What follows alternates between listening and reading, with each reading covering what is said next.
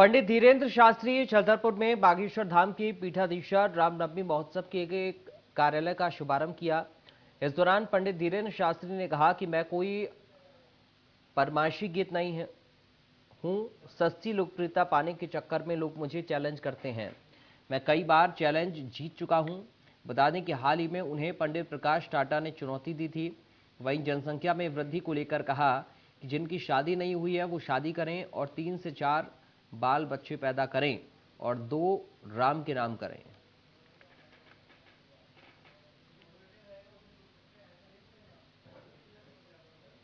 हम कहेंगे जितने भी जिनके अभी ब्याह नहीं, मैं भी लड़का सुना, हम भी नहीं हो, हम भी सुने, जिनके ब्याह नहीं मैं भी सुना, ब्याह करो, 3-4 बाल बच्चे हों, 2 ठैया राम के नाम।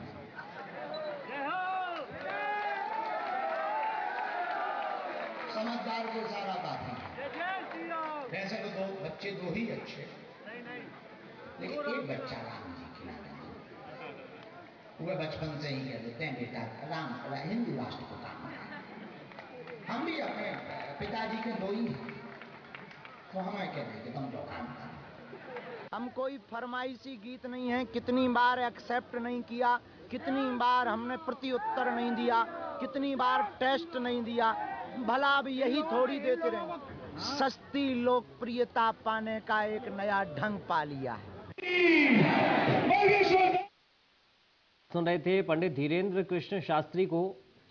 छतरपुर में उन्होंने कहा है कि मैं कोई फरमाइशी गीत नहीं हूं। कई बार लोगों ने मुझे चैलेंज किया है सस्ती लोकप्रियता पाने के लिए और उस चैलेंज को एक्सेप्ट करते हुए मैं कई बार जीत भी चुका हूं। अब सिर्फ यही नहीं रह गया है। इसके साथ ही उन्होंने ये भी कहा।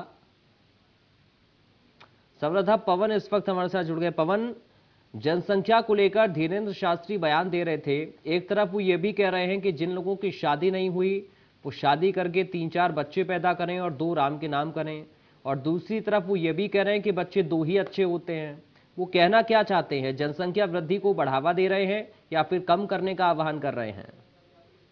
जी बिल्कुल, बता दें कि एक कार्यक्रम के दौरान रामनवमी महोत्सव के कार्यक्रम के दौरान वह कार्यालय का उद्घाटन करने के लिए पहुंचे थे और उसी दौरान उनके द्वारा मंच से कहा गया था कि 3-4 बच्चे पैदा करना चाहिए जिनकी शादी नहीं हुई है और उन्हें 2 राम के नाम बच्चे कर देने चाहिए। साथ ही साथ उनके द्वारा जब इस बयान को बोला गया और जिसके बाद पुनः उनके द्वारा इसे स्वीकारा गया कि बच्चे 2 ही अच्छे होते हैं और इसमें उनका जो वीडियो के आधार पर देखा जा रहा है उसमें ये समझ में आता है कि राम के नाम को लेकर के उनके द्वारा जो बच्चे पैदा करने की बात कही गई है वो स्पष्ट है कि उनके द्वारा सिर्फ हिंदू राष्ट्र को लेकर के ही इस तरह का बयान दिया गया है। जी।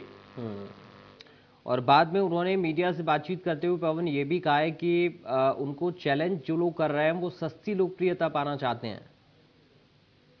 बिल्कुल, उनके द्वारा पूर्व में भी जैसे कि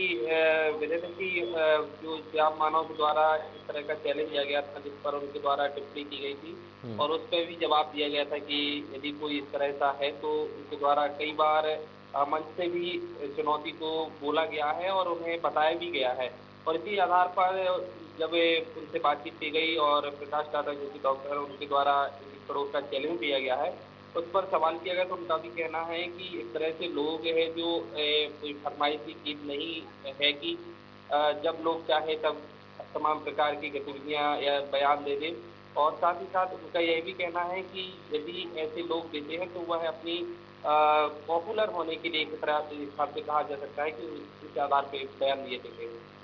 चलिए, शुक्रिया आपका पवन जानकारी और इस बातचीत के लिए।